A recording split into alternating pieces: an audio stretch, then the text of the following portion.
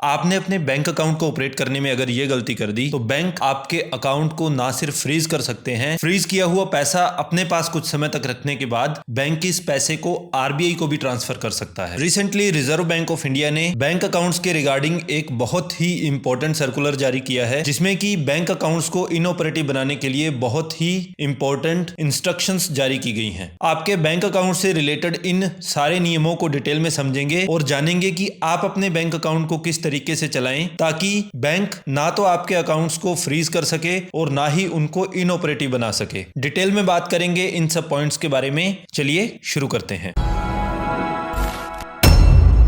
Recently reserve bank of India ने inoperative accounts और unclaimed deposits जो हैं उनको मैनेज करने के बारे में बहुत ही इंपॉर्टेंट इंस्ट्रक्शंस बैंकों के लिए जारी की हैं, जिसमें उन अकाउंट्स को रिव्यू करने के लिए कहा गया है जिनमें पिछले 1 साल से कोई भी ट्रांजैक्शंस नहीं हुई हैं। पास्ट में बैंकों में ये देखा गया है कि अगर आपका अकाउंट एक बहुत ही लंबे समय तक इनऑपरेटिव पड़ा रहता है तो वहां पर फ्रॉड होने के चांसेस काफी बढ़ जाते हैं। तो इन अकाउंट्स में फ्रॉड से बचने के लिए बैंकों ने एक मैकेनिज्म ये बनाया कि अगर आप 1 साल तक अपने अकाउंट को ऑपरेट नहीं करते हैं तो उस केस में बैंक आपके अकाउंट को फ्रीज कर देंगे, यानी कि आप अपने ही अकाउंट से पैसा नहीं निकाल पाएंगे। आपके बैंक अकाउंट की इस स्थिति को कहा जाता है इनऑपरेटिव अकाउंट। इस स्थिति में आप अपने बैंक अकाउंट से पैसा निकाल नहीं सकते हैं, सिर्फ उसमें पैसा जमा किया जा सकता है, क्योंकि ऐसा भी हो सकता है कि ये अकाउंट किसी स्टूडेंट का हो या किसी ऐसे व्यक्ति का हो जिसको कि गवर्नमेंट से कोई डायरेक्ट बेनिफिट प्राप्त होने वाला हो। तो यहां पर आपकी क्रेडिट ट्रांजैक्शंस को नहीं रोका जाता है, सिर्फ पैसा निकालने वाली ट्रांजैक्शंस को यहां पर रोक दिया जाता है। अब इन अकाउंट्स को वापस से ऑपरेट करने का प्रोसीजर ये रहता है कि आप अपनी होम ब्रांच में जाएंगे, जिस भी ब्रांच में आपका अकाउंट है वहां पर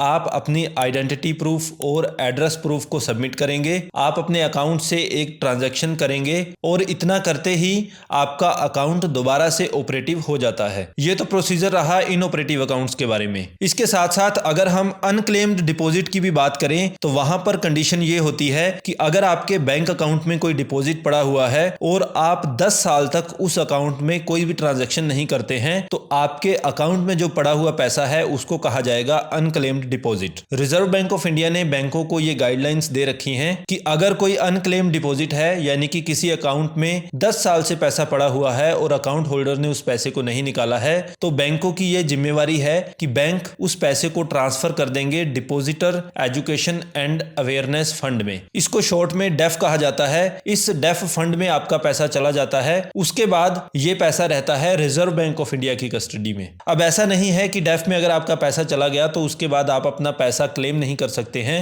आप अगर उसके 2 साल 4 साल 5 साल बाद भी बैंकों में जाकर अपने पैसे को क्लेम करेंगे तो बैंक ये क्लेम लॉन्च करते हैं रिजर्व बैंक ऑफ इंडिया को और रिजर्व बैंक ऑफ इंडिया इस पैसे को आपको वापिस दे देता है। तो बेसिकली यहां पर भी आपका पैसा सुरक्षित रहता है और आप अपने पैसे को चाहे 15 साल बाद भी बैंक में जाकर निकालेंगे तो आप निकाल सकते हैं। अब ये वाला जो circular reserve bank of India ने जारी किया है ये इन्हीं इनऑपरेटिव अकाउंट्स और अनक्लेम्ड डिपॉजिट जो है इनकी मैनेजमेंट के रिगार्डिंग जारी किया गया है। आजकल ये देखा गया है कि हर व्यक्ति के 1 से ज्यादा सेविंग अकाउंट होते हैं। आजकल अकाउंट ओपन करना इतना आसान हो चुका है कि आप घर के कंफर्ट में रहते हुए अपने मोबाइल फोन का यूज करके ही सेविंग अकाउंट खोल सकते हैं। अब इस फैसिलिटी का फायदा होने के साथ साथ एक नुकसान भी है कि हर व्यक्ति के मल्टीपल सेविंग अकाउंट हो गए हैं और लोग इन सेविंग अकाउंट्स का ट्रैक नहीं रख पाते हैं। हमारे देश में गवर्नमेंट बैंक्स हैं, प्राइवेट बैंक्स हैं, स्मॉल फाइनेंस बैंक्स हैं, पेमेंट्स बैंक्स हैं, रीजनल रूरल बैंक्स हैं। इतने सारे बैंक होने के साथ साथ अगर हम ज्यादा सेविंग अकाउंट खुलवाएंगे अलग अलग बैंकों में तो उनको मैनेज करना उतना ही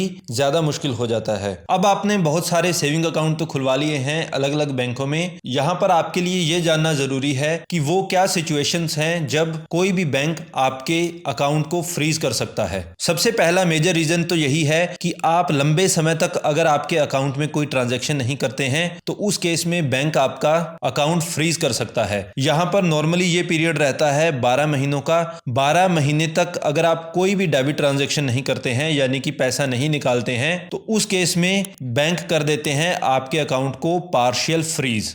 पार्शियल फ्रीज का मतलब ये है कि आप पैसा निकाल नहीं सकते हैं, सिर्फ उनको डिपॉजिट करवा सकते हैं। ऐसी स्थिति में आपको बैंक में जाकर अपना केवाईसी डॉक्यूमेंट सबमिट करना होता है। आपका आधार कार्ड, पैन कार्ड, यानी कि आपको अपना आईडी प्रूफ और एड्रेस प्रूफ सबमिट करना होता है। इसके साथ साथ आपको कैश विड्रॉ करना होता है अपनी ब्रांच से। ये ट्रांजैक्शन करते ही आपका अकाउंट दोबारा से ऑपरेटिव में बदल जाता है, यानी कि एक्टिव हो जाता है। अब इस तरह की सिचुएशन से बचने का नॉर्मल तरीका यही है कि आप कम से कम 1 साल में तो एक ट्रांजैक्शन जरूर करें। दूसरा मेजर कारण हो सकता है कि आपका अकाउंट इर्रेगुलर हो जाए। अब saving account, current account irregular होने के पीछे मेजर कारण होता है आपका केवाईसी। अब आरबीआई की जो केवाईसी पॉलिसी है उसके अकॉर्डिंग अगर आपका अकाउंट हाई रिस्क कैटेगरी में आता है तो 2 साल में आपको अपना आईडी प्रूफ और एड्रेस प्रूफ जमा करवाना होता है। मीडियम रिस्क में आता है तो 8 साल में, और लो रिस्क में आता है तो 10 साल में। अगर आपका अकाउंट हाई रिस्क में आता है तो बैंक वैसे ही आपको बता देते हैं और पीरियोडिकली आपको कहते रहते हैं अपना केवाईसी जमा करवाने के लिए। लेकिन अगर मीडियम और लो रिस्क कैटेगरी में आता है तो यहां पर 8 साल और 10 साल का जो टाइम है, आपको कोशिश यही करनी है कि 7-8 साल के बाद आप एक बार अपने अकाउंट में केवाईसी अपने अपडेट जरूर करवा लें। अगर आप इस पीरियड में भी अपना केवाईसी जमा नहीं करवाते हैं, उस केस में बैंक आपको ऐसा करने के लिए नोटिस भी भेजता है। और अगर फिर भी आप अपना केवाईसी इस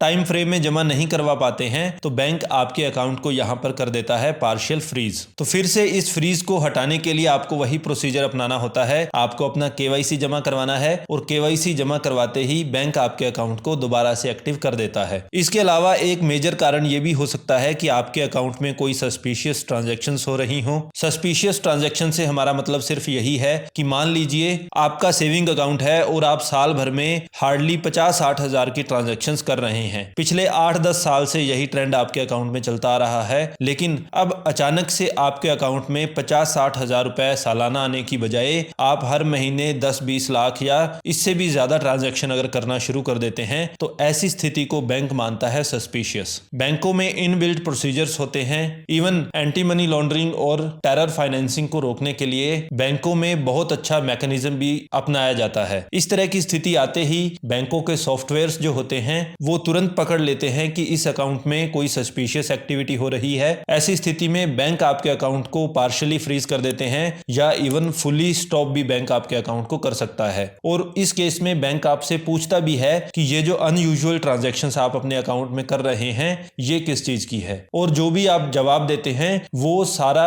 आगे गवर्नमेंट ऑफ इंडिया और आरबीआई को भी रिपोर्ट किया जाता है। बैंक जो है सस्पिशियस ट्रांजैक्शन रिपोर्ट फाइल करते हैं, उसमें ये सारी डिटेल आपकी होती है। इसके बाद एक और कारण हो सकता है कि मान लीजिए आपका अकाउंट किसी तरीके के साइबर क्राइम में इन्वॉल्व है, कोई कंप्लेन करता है किसी फ्रॉड ट्रांजैक्शन की और किसी वजह से वो ट्रांजैक्शन आपके अकाउंट के थ्रू रूट हो रही है, तो ऐसी स्थिति में भी बैंक आपके अकाउंट को फ्रीज कर देता है। और जब तक ये साइबर क्राइम वाली कंप्लेन रिजॉल्व नहीं होती है तब तक ये फ्रीज की स्थिति में ही रह सकता है। हम यहाँ पर कुछ सॉल्यूशंस की भी बात करने वाले हैं कि आपको अपना अकाउंट किस तरीके से ऑपरेट करना चाहिए ताकि आपका अकाउंट कभी भी फ्रीज नहीं हो, कभी भी आपके अकाउंट पर स्टॉप नहीं लगे। सबसे पहली चीज तो यही है कि आपको अपने नंबर ऑफ अकाउंट्स को लिमिटेड रखना चाहिए। आइडियल सिचुएशन में मैं ये मानकर चलता हूं कि आपके मैक्सिमम 2 ही सेविंग अकाउंट होने चाहिए। एक आप पब्लिक सेक्टर बैंक में खुलवा सकते हैं, एक किसी प्राइवेट सेक्टर बैंक में खुलवा सकते हैं या किसी भी अदर बैंक में खुलवा सकते हैं। ऐसा करने से आपके लिए बहुत इजी हो जाएगा अपने अकाउंट्स को मैनेज करना और आप अपनी ट्रांजैक्शंस को फुल्ली मॉनिटर कर पाएंगे। आपको अपने सेविंग अकाउंट में जो भी ट्रांजैक्शंस करनी है उसका पूरा ट्रैक आपको हमेशा रखना होता है। और इसके अलावा एक बड़ी गलती जो नॉर्मली लोग करते हैं, आपको सेविंग अकाउंट को यूज करना है सिर्फ सेविंग के लिए, और अगर आप कोई बिजनेस ट्रांजैक्शंस करना चाहते हैं तो उसके लिए आपको हमेशा एक करंट अकाउंट खोलना चाहिए। आपको कभी भी अपने बिजनेस को अपने सेविंग अकाउंट से लिंक नहीं करना चाहिए। सेविंग अकाउंट का सोल पर्पस होता है आपको सेविंग का एक माध्यम प्रोवाइड करना। इसके साथ साथ आप अपने अकाउंट में जो भी ट्रांजैक्शंस कर रहे हैं उसका प्रॉपर रिकॉर्ड आपके पास होना चाहिए। सपोज आप अपने सेविंग अकाउंट को अपने बिजनेस के लिए यूज कर रहे हैं और वहां पर अगर आप एक साल में 10 लाख रुपए की ट्रांजैक्शन कर रहे हैं तो सेविंग अकाउंट में उन ट्रांजैक्शंस को बिजनेस ट्रांजैक्शंस नहीं माना जाता। तो आप अपने सेविंग अकाउंट में जो भी ट्रांजैक्शंस करेंगे उसको इनकम के रूप में जस्टिफाई करने के लिए आपको प्रॉपर आईटीआर फाइल करनी होती है। और एक साल में अगर 10 लाख रुपए से ज्यादा ट्रांजैक्शन आप करते हैं अपने सेविंग अकाउंट में तो ये भी बैंक डायरेक्टली रिपोर्ट करते हैं इनकम टैक्स डिपार्टमेंट को। अगर आपके सेविंग अकाउंट की ट्रांजैक्शंस, आपके करंट अकाउंट की ट्रांजैक्शंस आपकी ITR में दिखाई गई इनकम से मैच नहीं खाती है तो ये भी चांसेस हैं कि आपको इन ट्रांजैक्शंस के बारे में पूछा भी जा सकता है इनकम टैक्स डिपार्टमेंट के द्वारा। तो उस स्थिति में आपको आपकी सारी ट्रांजैक्शंस जस्टिफाई करनी होती हैं। अगर आप इस नोटिस का प्रॉपर जवाब नहीं दे पाते हैं तो चांसेस हैं आप पर हैवी पेनल्टी भी इंपोज की जा सकती है। आई होप इस वीडियो में शेयर की गई इन्फॉर्मेशन आपके लिए काफी यूजफुल रही होगी। हमारे कंटेंट के लिए अगर आप हमें अप्रिशिएट करना चाहते हैं तो please like and share the video and don't forget to subscribe the channel. Thank you so much.